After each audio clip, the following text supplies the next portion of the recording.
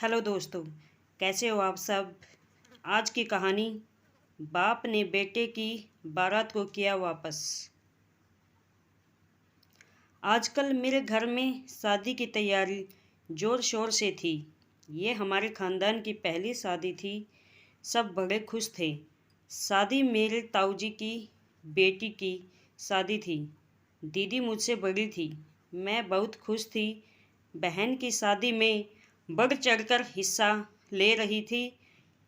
11वां वर पक्ष शहर का एक प्रतिष्ठित परिवार था। मेरे ताऊजी दहेज लेने और देने के विरोधी थे, इसलिए कई जगह दीदी का रिश्ता बनते बनते रह जाता था।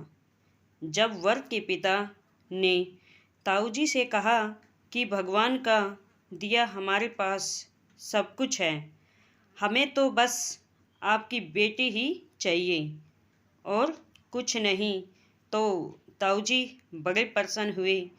फिर भी उन्होंने दीदी के लिए गहने, कपड़े और अपने दामाद को उपहार में देने के लिए सभी चीज़ों की व्यवस्था कर ली थी। ठीक समय पर बारात आई भी तो वे गिनती भर के थे।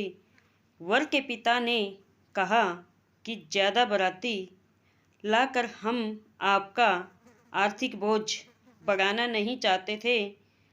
उनके विचार सुनकर तो सभी लोग गदगद हो गए।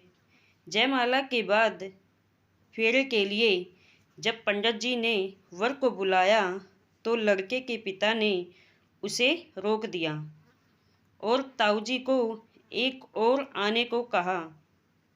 मेहमानों के बीच लड़के के पिता का यह व्यवहार देखकर ताऊजी का मन आशंकित हो उठा।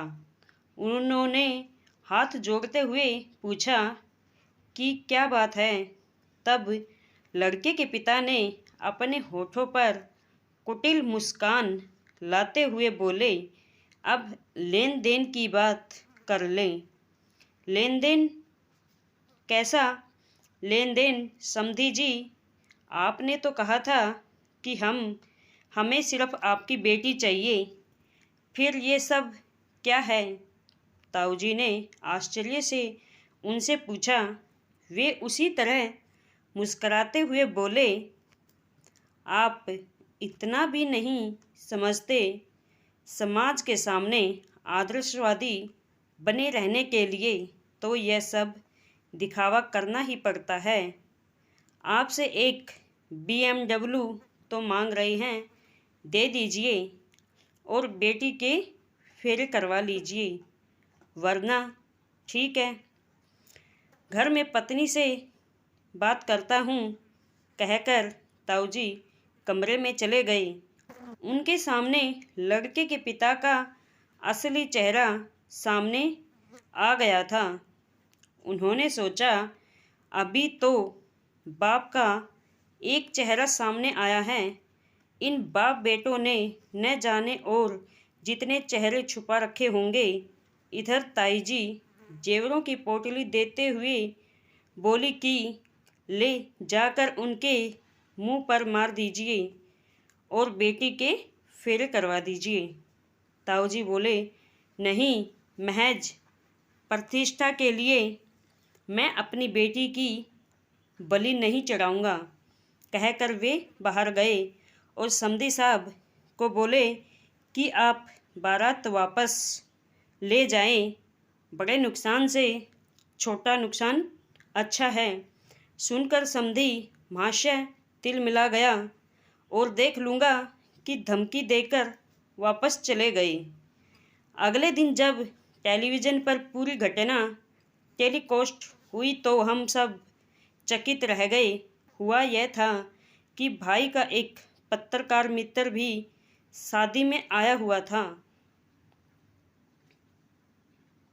न्यूज़ की तलाश में कैमरा और टेप रिकॉर्डर हमेशा उसके पास रहता था। ताऊजी और समधी जी पूरी बातें उसने रिकॉर्ड कर ली थी। इस तरह से समधी जी का असली चेहरा सबके सामने आया। और उनकी सामाजिक प्रतिष्ठा की भी धज्जियां उड़ गई थी। इस घटना के बाद तो दीदी के लिए कई रिश्ते आए, लेकिन ताऊजी ने जल्दबाजी नहीं की।